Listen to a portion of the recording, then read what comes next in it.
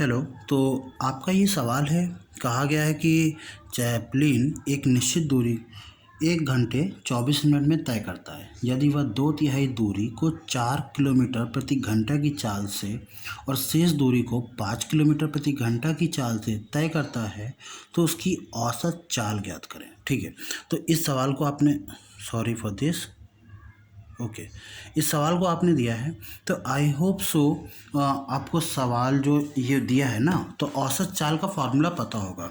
तो औसत चाल का फार्मूला क्या होता है? देखो, औसत चाल का फार्मूला हम बिल्कुल बेसिक से बताएंगे, बिल्कुल बेसिक से, ठीक है ना, ताकि एक चीज़ समझ में आए। यानी कि कुल दूरी, ठीक है, कुल दूरी बटे कुल समय, ये होता है। क्लियर? कुल दूरी बटे कुल समय। अच्छा, हमें कुल दूरी ही तो नहीं पता अभी। हमसे कहा गया है कि 2/3 को वो 4 किलोमीटर प्रति घंटे की रफ्तार से चलता है और शेष दूरी को 5। हमसे कहा गया है 2/3 और शेष कितना बचा? 1/3। नीचे 3 आ रहे हैं, तो हम क्या करते हैं, एक काम करते हैं, हम टोटल डिस्टेंस को मान लेते हैं, यानी कुल दूरी को मान लेते हैं 3x। ठीक, अब हमें एक और फार्मूला याद होना चाहिए, दूरी बराबर क्या? चाल गुणे समय, ये पता होना चाहिए। ठीक है ना, दूरी बराबर क्या?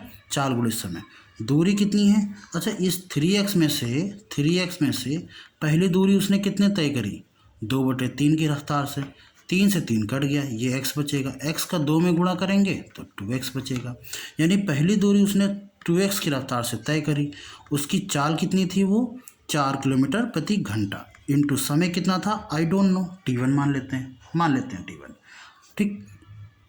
अच्छा, दूसरी दूरी उसने कितनी तय करी? जब 3x है, टोटल दूरी कितनी है? 3x। 2x तो वो तय कर चुका है, तो बची कितनी? x। या ऐसे भी देख लो, तो 3x में से 1/3 माइनस मतलब इंटू कर देंगे, बची हुई, तो 3 से 3 कट जाएगा, कितनी बचेगी? x बचेगी। क्लियर? तो बची हुई दूरी कितनी है? x। और उसको कितनी रफ्तार से तय कर रहा है? 5 की रफ्तार से। उसको समय कितना लग रहा है? t2।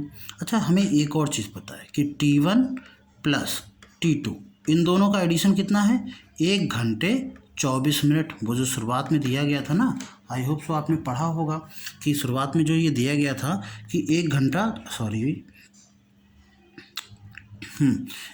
24 मिनट में तय करता है पूरी दूरी को, 1 घंटा 24 मिनट में। अभी हम आपको सिखा रहे हैं, यही चीज़ आप फास्ट करेंगे तो आपका क्वेश्चन जल्दी होगा। ठीक है, तो 1 घंटा 24 मिनट, तो 1 घंटा तो ये होगा, 24 मिनट को घंटे बना लो, कितना हो जाएगा? 24/60। 12 दूनी 24, 12 पंचे 60, 5 का नम 5 और 2 7, 7/5। आई होप सो ये चीज़ क्लियर होगी, इसमें कोई डाउट नहीं है।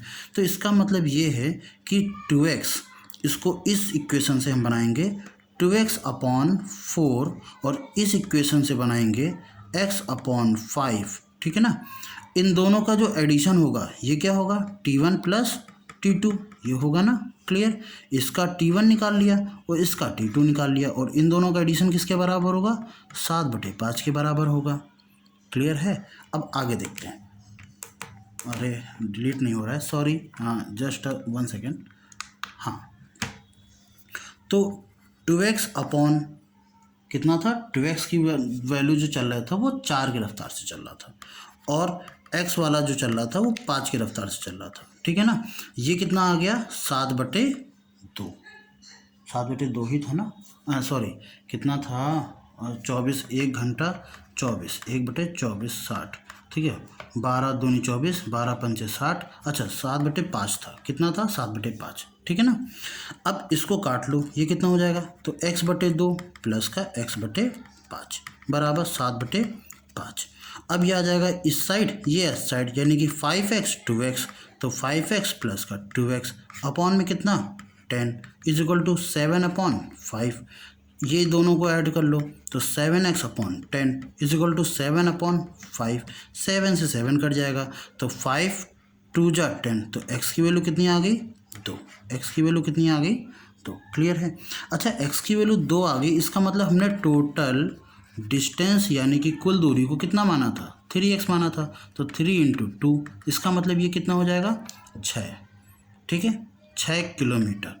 अब हम अपना फार्मूला लगा सकते हैं एवरेज स्पीड का, औसत चाल का। ठीक है, वो कितना था? 6 किलोमीटर। और कुल समय कितना लगा? यही समय लगा था, कितना? 7/5। 5, तो ये ऊपर चला जाएगा ना।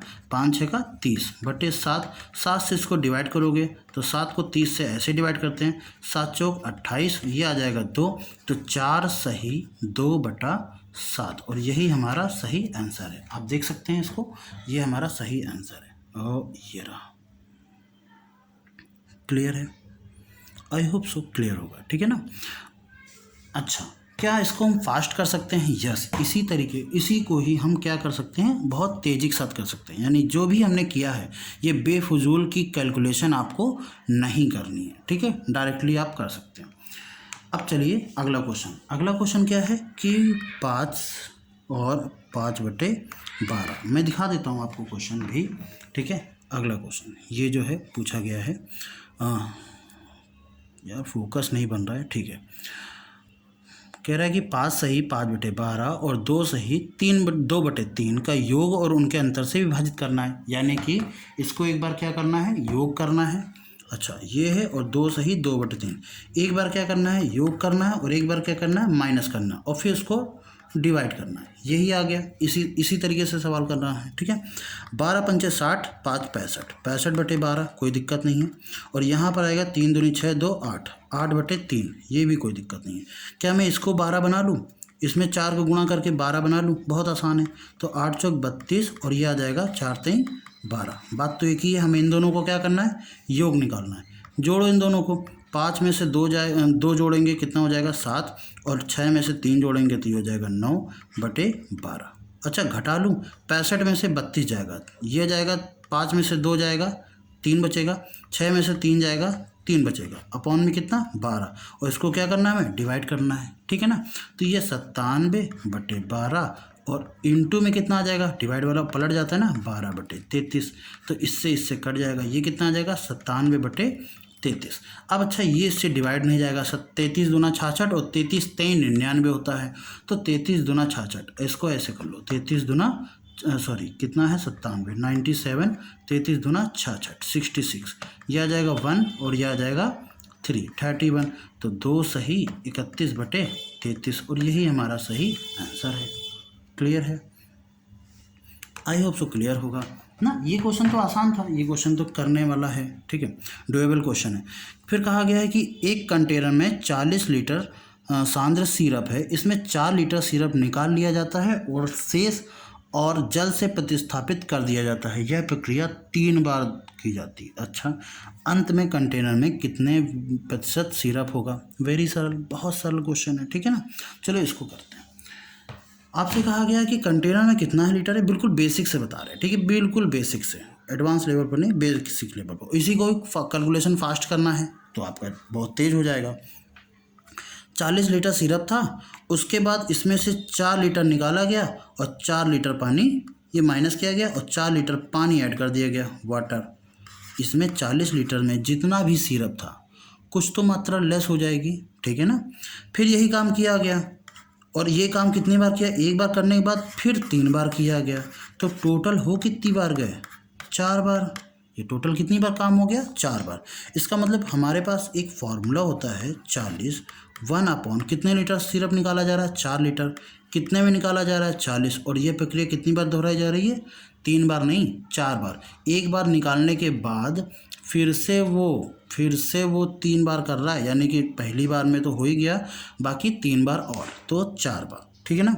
ये आ जाएगा 10, और 10 में से 1 जाएगा तो 9, यानी कि 40 × 9/10, और ये कितनी बार लिखा जाएगा, ये मैंने 40 लिख दिया, 10 हो गया, ठीक है। ये कितनी बार लिखा जाएगा, 4 बार लिखा जाएगा। क्लियर?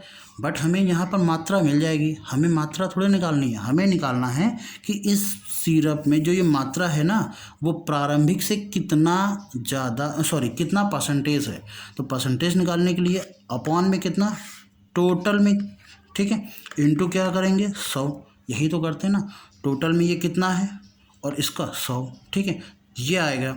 तो इसका मतलब ये है कि हम इसका गुणा इसमें कर सकते हैं, ये होता है। आई होप सो अगर ये वाला क्वेश्चन अगर आप पूछ रहे हैं तो इतनी नॉलेज आपको होगी कि ये ऐसे हो जाएगा 1/40। 40 का भाई 10 से डिवाइड करो, फिर ये 40 से डिवाइड करो, इंटू कितना 100। और इस 40 से इस 40 को काट देते हैं, ये 2 जीरो से ये 2 जीरो काट देते हैं, ये हुआ। अच्छा 9 का 9 9 9, तो 9 9 कितना 81, और 9 9 कितना 81। 81 का तो स्क्वायर करना बताया था ना, 81 का स्क्वायर करना बताया था ना। 81 इंटू 81 बटे नीचे 100 आ गया।